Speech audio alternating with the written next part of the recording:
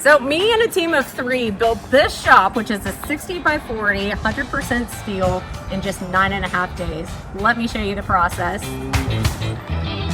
Shop building time. I'm gonna be breaking up this build over multiple videos, so if you're interested, then stay tuned for the entire series. In this video, I'm gonna be covering things like design, prepping for the build, and then all of the framing. First, let me go ahead and give you orientation on where I'm building this at. This building is located on my commercial property where I have my CNC shop called The Woodshed and my indoor golf business called Divots. Both are housed in this building there. Now on the back side, I have a ½ acre just sitting. So that's where this shop is going to be located. It is a 60 by 40, so 2,400 square feet, and this is my first time to build a metal building. If you are interested in a wood frame shop, then you can watch my series on me building my personal shop. But this building is all about metal, and the metal specifically is called cold form. Now, I have a little bit of experience with metal whenever I built my parents a carport years ago, but that was made out of red iron steel that I had to weld everything together. It was heavy and I welded it. This is something brand new to me called cold form. The main concept is I use a software called ACT in order to design my building. I got to play with door location, window locations, roof pitch, the size of it. You can add a mezzanine, you can add anything. In fact, if you go to their website, they have tons of standard designs, including the one I did that they're now calling the April. You use the software to design it. They then take that design, do all of the engineering for you, and then they submit that to a cold form manufacturing plant that then makes every single part you need to complete a kit for you to build your design. Then you erect it in what I'm calling an adult set of Lincoln logs. There is no welding, it's all bolt together. Compared to red iron, it is incredibly lightweight and easy to maneuver. It's worth noting that you can absolutely hire a professional to build your building for you. But of course I wanted to build my own. So I called in a few friends and we got started. One of the friends I called in, his name is Nathan, and all he does for a living is build cold form buildings. He agreed to come in for the first 5 days in order to drastically shorten our learning curve. So I'm gonna pass on as much information as I can to you guys in case you also wanna build your own. Right off the bat, I can tell you that a 4-man team was ideal. 2-man teams is the perfect combo. Let me go ahead and introduce my teammates to you. Of course, we have Jacob, who you should be familiar with, as he's always the carpenter I bring in when a second person is needed. We also have Gary, who is my CFO. He typically works remotely for me out of Minnesota, but being a carpenter himself for 47 years, he loved the opportunity to be a part of this build. Then we also have Cameron, who is normally the manager of Divots as well as my local property manager, but he has a carpentry background, so he joined in as well. Now let's get into prepping for the build. It's kind of 2 main topics here, the slab and concrete work, and then also delivery of the material. Let's start with the foundation. First, let's talk about the slab. A foundation plan comes with the building plans.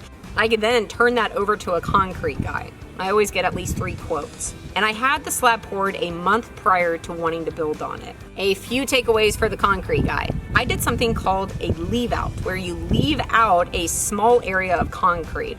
And this is done when you don't yet know where you want plumbing exactly. And I thought this was so clever, so I wanted to pass it along. This kind of leads into what I'm using the building for. So for me, I am building this building with the intention of renting it out commercially. I have built 5 businesses of my own and I am done for now. So my plan for this building is to find a commercial tenant. However, I don't know at this stage if I would be able to find 1 tenant to take the entire space or 2. So I designed it where I could put a dividing wall down the center if need be and have 2 symmetrical spaces. Of course, the dilemma here is I don't know if I need no bathroom, 1 bathroom, 2 bathrooms. Hence why I did the leave out to give me ultimate flexibility. Now I can find the tenant and then do the plumbing once I understand what their needs are. Now the bad part that happened is the concrete guys that I hired didn't look at the plans, and so they decided to leave the leave out where a main column needed to go. This created problems later on that I ended up finding a solution for, but my advice to you is if you do a leave out, remind your guys to make good decisions and to look at the plans so they don't put it in a critical area for framing. It's not clever if it affects the build.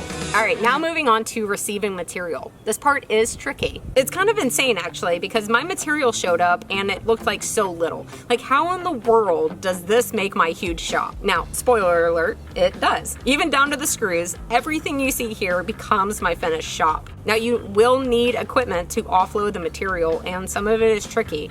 Things are heavy, of course, but they're also very long. As an example, my roof panels are over 40 feet long, one continuous joint. Now I own a forklift and have years of experience using it at the woodshed, so that's what I use to offload. It took me 3 hours, I believe, to offload it, so it's not a fast process. And my strategy was to place it as close to the job site as possible, but still leave myself a pathway to get on and off the slab when building. And then that brings up the last topic I'll cover before starting the actual build, which is equipment needed. Now, I personally rented 2 scissor lifts and 1 SkyTrack. SkyTrack is also referred to as a telehandler. It's just a big forklift with a telescoping boom, and it is critical. Now for my personal shop, I got away with only renting 1 scissor lift, but I can tell you now, spending money on 2 I think was crucial for the metal, and we definitely made up for the cost in labor saved. All right, now let's start on the fun part, actually building the shop. Along with every kit, 2 sets of plans are provided. One is going to be a stamped engineering drawing set, which can be used for things like permitting. Then the other set is a construction package. This was a set that was held near and dear during the duration of the build, as it not only has all the measurements on where things are located, but it also has the name of each part and where it goes. We start with the layout. On the bare slab, we first mark off the 4 corners according to my plans. After making the marks in pencils, we then take the 2 diagonal measurements to see how square my slab is. So pulling diagonals on squareness, we're roughly 1 inch out. And so what we're doing is we're just shifting every single corner by 1 inch in order to rack it and make it perfectly square. So this is at 16 even. I'm going to come in to 15 3/4 instead. Circle it since we have multiple marks now. Once the corner pencil marks are correct, next Nathan and I started chalk lining where every single framing member will go. Nathan has a really cool system to where he color codes the chalk line to indicate what is what. So he uses red for the exterior framing, everything on the framing other than the door openings, which are going to be blue. I love this trick. We did the perimeter in red and then came back to do the perpendicular lines of chalk. If it was, let's say, a bay door or a man door framing member, we would switch to blue. But if it was a column, we would stick to red. And I can tell you now, when you start setting the framing in the next step, it is great to have the visual cue. As we were doing this, the guys were looking at the plans and finding the framing members and then laying them out in the position on the slab. To do this, you would look at the plans, and if you want to find this member here, you see what it's labeled. Now you go to the index and find that same label. From there, it'll give you the measurements. You can now go to your stack of material and look for that labeling on the sticker. If you want to double check, you can even take a measurement of that material to make sure it's correct. So the guys were working ahead, not only laying out the materials, but then they were also attaching any brackets to the framing members. Some needed an L bracket at the bottom of the columns and or a plate at the top called a haunch plate. And the great thing is you already have holes punched for these. It's just a matter of aligning and then bolting things together. By the time Nathan and I were done with the chalk lines, the guys were done with attaching the brackets. So we started standing things up. Now I'm starting with my most uninterrupted wall, which is going to be my back wall. The big picture plan is we start by standing up 2 columns and then stabilizing them by adding in the horizontal girts that aren't interrupted. Looking at my plans, this is an example of an uninterrupted girt. It spans from one column to the next. However, this girt here is interrupted by the doorway, just as an example. Our technique for standing up the column is one person would be in the lift and another person on the ground. We can use the basket of the lift to support most of the weight, and then the person can also stabilize it. Then whoever's on the ground can align it to the chalk line. Note that we did mark center of each of these columns on both ends before standing them up, so that whenever it stood up, we could easily align it to the chalk line on both ends and then start attaching it. Dang, you were a kid there, are you kicking? I'm a good kicker. Kicking is the preferred method for moving these into place. Right there. Perfect. Then to attach it, we could drill 3 concrete anchors into the L bracket that's attached to the base. A few recommendations here. First, I would tell the concrete guys pouring your slab to please pay attention and place their rebar either inside or outside of your column placement. The step goes a lot quicker if you don't run into rebar. However, it is very common to run into rebar, so you want to be sure to have a rebar cutting bit on hand as well. Also, I do recommend having a corded hammer drill on site. This is the only tool I still say go with the corded on. You want to make sure that you're drilling down deep enough to set these anchors their entire length. Also, don't skimp on cleaning out the hole. I'm not only cleaning it out as I'm drilling. You do this by doing it in stages. You go down, then you come all the way back up, pulling the dust that you're creating out with you. But then after going down to your full length, use an air compressor to completely blow out the holes. The problem, if you don't, is you take the chance of not going down deep enough, compressing that dust at the bottom, and then blowing out your concrete. It's simply not worth it when it's so simple to do it right. Column 1, my friend. Boom. All right. Yes. It's after getting 2 columns up where having 2 lifts really starts coming in handy. You have a person on each side, then a person handing up the framing member. Gary and Cameron already laid out the members around the job site so that Nathan could easily grab and pass. Jacob and I used our lifts to support the entire weight of the member to get it up to the height needed in the air. Remember that we have pre-punched hole locations for all of these members, so it takes out all of the thinking here. Then we would repeat with the next skirt, and then repeat the entire thing with the next bay. Unfortunately, it was here that we had to stop on my back wall because the leave out meant we couldn't set the other column, and therefore the remaining girts. If you're curious to fix this, we just poured our own little slab, but then let it set overnight before setting that next column. To keep things moving, we moved to the front wall and repeated. The front wall is interesting because it has something new to me called a moment. Fleshy ends. This feature is a structural engineering solution called a moment, and its job is to prevent twisting and flex. It starts with 2 regular columns. Now, these are really tall, over 14 feet, and therefore heavier than the back ones. Nathan's trick is to attach hooks found at Harbor Freight into the top bolt holes. Then use a SkyTrack to lift it up. One person can walk the base forward as the operator is lifting up. Then it can be set down and secured like normal.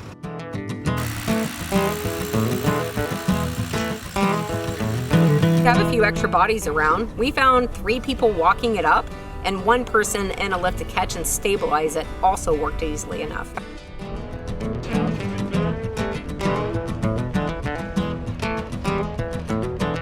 A required tool for putting things together on this metal building is called a spud wrench, which I loved. So many places you'll need to align 2 holes and throw a bolt into it. A spud wrench does this by having a pointed and tapered end.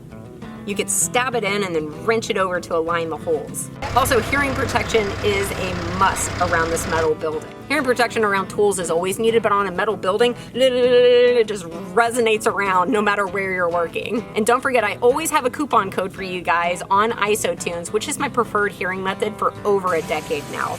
As we moved to new walls, like the front here, we started with the most stable feature. In this case, on my front wall, we started with the moment, and then we built out from there. But the back wall didn't have a moment, so we started by setting 2 columns. I recommend looking at your plan and coming up with a plan before getting started. You don't want to stand up anything that can't be supported. As an example, we are coming close to losing daylight. However, I have this 1 column over here that we could have stood up. But if we did, we wouldn't have any way to stabilize it since it only has an interrupted girt that goes into the bay door framing. Knowing we wouldn't have time to get to that, we left it down until the next day. Before calling it a day, the last thing we did was plumb, then brace the bays that we did put up. Nathan here, instead of using like 2x4 bracing, which we typically do in wood, he uses really long ratchet straps for bracing instead, and this keeps all of the stabilizing bracing inside to where you don't have to take it off to do the sheathing. You want to do the sheathing and then take it off. Anyways, I feel like this is a really clever trick. But then the self-tapper here is to keep this from sliding up and down. This is also a way that you can rack your building if it needs to. Okay, so the process is now going to be throwing in the very first rafter, which is going to tie in that column to that column. And then we're going to start building out this end wall in order to create some stability in the structure. To continue from here, we had to connect the back wall to the front wall by setting the first rafter. For my shop design, this requires putting in a member that's over 40 feet. We couldn't use equipment to carry it over because it was too long, and I also have a floating deck in the way. Instead, we grabbed every hand on site and manhandled it over, which was really easy with 6 people. At every stage, my thought process always begins with, how do you use equipment to make this step easier? And this is where it will vary from job site to job site, because what I have around my slab, the exact layout of my building, even down to the strength and weaknesses of my individual teammates comes into play for my decision making. Definitely watch what I'm doing, but let your mind be flexible when it comes to applying it to your own build. To lift up this huge rafter, we didn't have access to the side from the outside, so we moved the sky track inside. A tip is, instead of setting the rafter right on top of the forks, then lifting it up, we like to use straps and lift it from above. This is going to allow us to be able to grab it and maneuver it into place, but it still gives us some insurance in case one of us slips off of it. I went with a single pitch roof, so this member has an angle to it where the front will be higher than the back. With that, Nathan sets his low in first. Once he has it finger tight, he then lets me move my end into place and set it. You can see I'm using my spud wrench to align the hole next to the one I'm trying to put a bolt in. After we both got our tops in, we could pull the bottom into plumb and then set the bottom. Then fully tighten down all the members.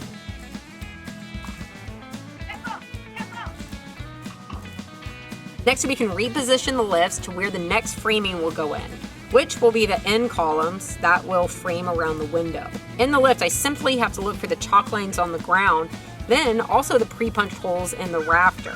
This very quickly tells me where the column needs to be. Then, if somebody already worked ahead, like we did, and laid out the framing members, it all starts getting thrown together quickly and looking like an end wall.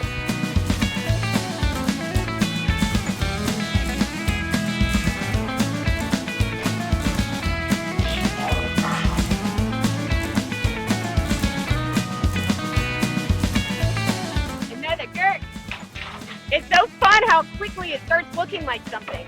Something to note, you will see here where 2 girts attach at the same point on a column. When we first installed the girt, we only hand tightened the bolt knowing it would need to come back off to receive the next girt. However, once both are put into place, it can be fully tightened down.